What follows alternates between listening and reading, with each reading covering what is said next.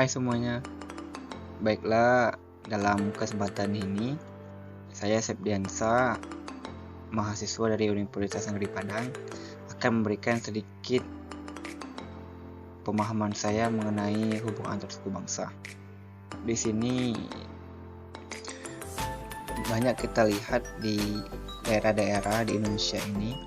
Saya mengambil di daerah saya sendiri, yakni Provinsi Sumatera Selatan, yang mana saya melihat bagian dari karakteristik hubungan antar suku bangsa, yang mana pasti ada di dalamnya, ada yang dominan dan ada yang tidak dominan, ada yang minoritas dan ada yang mayoritas.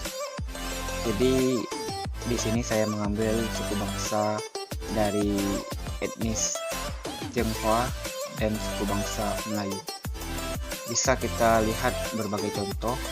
Di Sumatera Selatan ini banyak sekali kaum minoritas yang menguasai di berbagai sektor di seluruh daerah di Sumatera Selatan, sehingga membuat kaum mayoritas ini mereka merasa tidak sejahtera dan mereka kehilangan kemakmurannya.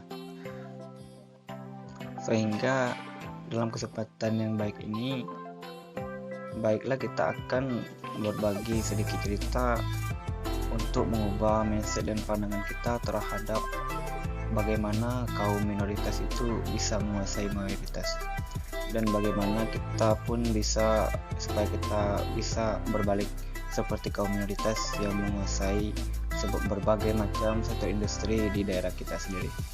Kita harus meyakinkan bahwa kita mempunyai sumber daya alam yang berlimpah. Segala kita punyai sebagai masyarakat lokal. Kita menguasai segala lini, dari mulai sawah, perkebunan, dan yang lain-lainnya yang menjadi kebanggaan kita sebagai masyarakat lokal di daerah Sumatera Selatan. Apalagi minoritas di Sumatera Selatan ini banyak dari suku etnis dari Tionghoa. Mereka yang datang karena memang sejak lahir mereka sudah tinggal dan menjadi bagian dari Sumatera Selatan ini, maka mereka merasa tidak asing lagi, sehingga inilah yang membuat mereka itu bisa menyesuaikan diri dengan kebudayaan yang ada di Sumatera Selatan. Berbagai bidang pekerjaan pun mereka tekuni, namun mereka hanya mengambil dari pekerjaan yang dimana mereka tidak bekerja keras untuk mendapat keuntungan yang sebesar-besarnya. Sedangkan bagi masyarakat lokal, kita bisa melihat bahwa banyak dari masyarakat kita yang mempunyai lahan yang luas, namun mereka sangat mudah untuk menjualnya. Sehingga dalam beberapa tahun ke depan, mereka seakan-akan mereka menumpang atau merasa merantau di tempat bukan tanah lahir. Sehingga mereka kehilangan pekerjaan yang tetap, penghasilan yang rendah, dan seperti diasingkan di dalam berbagai bidang, mulai diskriminasi sosial, kebudayaan, ekonomi, hukum, politik, dan lain-lain sebagainya. Dewasa ini, hubungan antar suku bangsa ini kita bisa melihat bahwa kaum minoritas ini sangat menguasai segala bidang di berbagai sektor, mulai dari ekonomi bahkan sampai politik.